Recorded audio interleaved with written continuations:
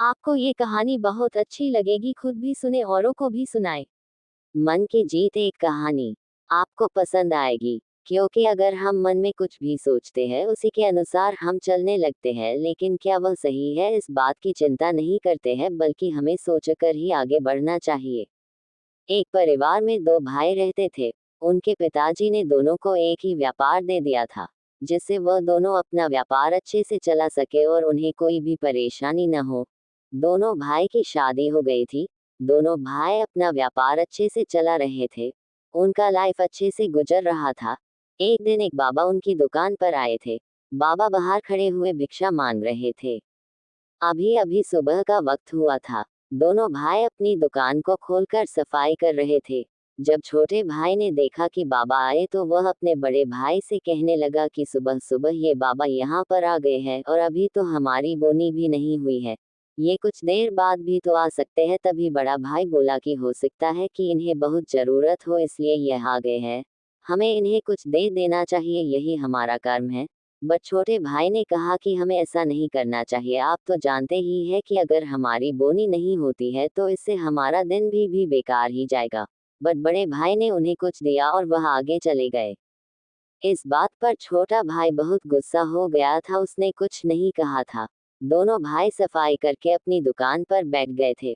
उस दिन ऐसा हुआ था कि एक भी ग्राहक नहीं आया था और पूरा दिन ऐसे ही चला गया था। जब शाम हुई तो छोटे भाई ने कहा कि आज आपकी एक गलती से हमारा बहुत नुकसान हो गया है, आज कोई भी नहीं आया है और हमें खाली हाथ ही घर जाना होगा। इस पर बड़े भाई ने कहा कि अगर आज ऐसा ही होना था तो ऐसा ही हुआ है, इसमें किसी की भी कोई गलती नहीं है। अगर हम ऐसा न करते तो हमारे दरवाजे पर आया कोई भी आदमी खाली हाथ ही जाता, जबकि ऐसा नहीं करना चाहिए। छोटा भाई तो अपने मन में यह बात समझ चुका था कि गलती भाई की है और इसी कारण ऐसा हुआ है।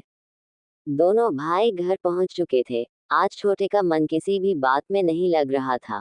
आज उसने खाना भी नहीं खाया था, बिकॉज वह सारी गलती भाई की ही मान रहा था। अब छोटा भाई सोच रहा था कि मुझे कुछ ऐसा करना चाहिए जिससे कि मेरा व्यापार अच्छा चले। अगर मैं भाई के साथ रहता हूँ तो वैसा हर रोज होगा। इसलिए आज उसने फैसला लिया था कि मेरा व्यापार अलग होना चाहिए। जब सुबह हुई तो छोटे भाई ने अपने पिताजी से इस बारे में बात की। वह मानने को तैयार नहीं थे। जब बड़े को ये बात पता चली तो उन्हें भी बहुत दुख हुआ। वह एक साथ में काम करना चाहते हैं, लगता है कि ऐसा अब नहीं होने वाला है। छोटा भाई अब किसी की भी बात नहीं सुन रहा था।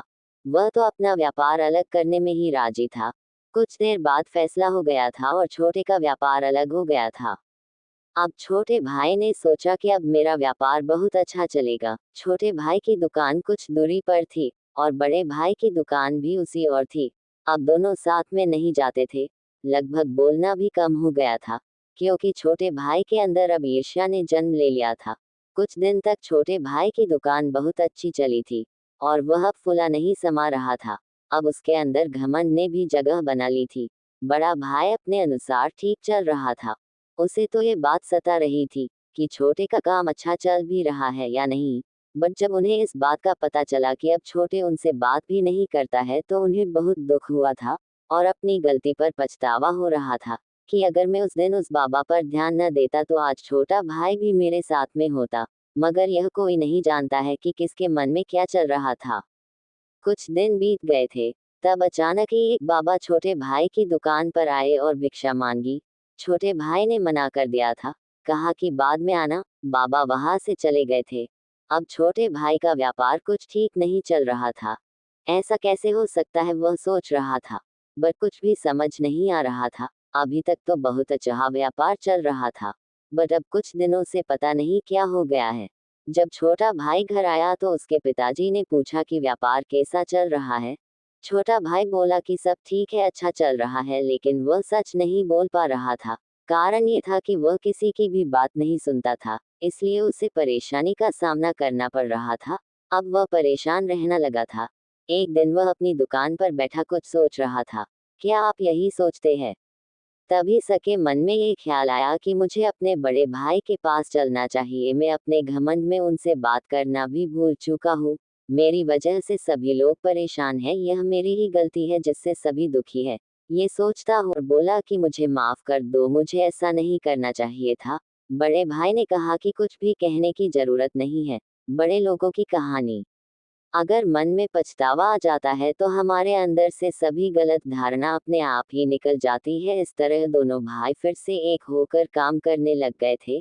ये बात सही है कि हम जब एक साथ मिलकर कोई काम करते हैं तो हम उस काम को बहुत आगे ले जा सकते हैं, और अलग होते ही हमारी ताकत भी बढ़ जाती है।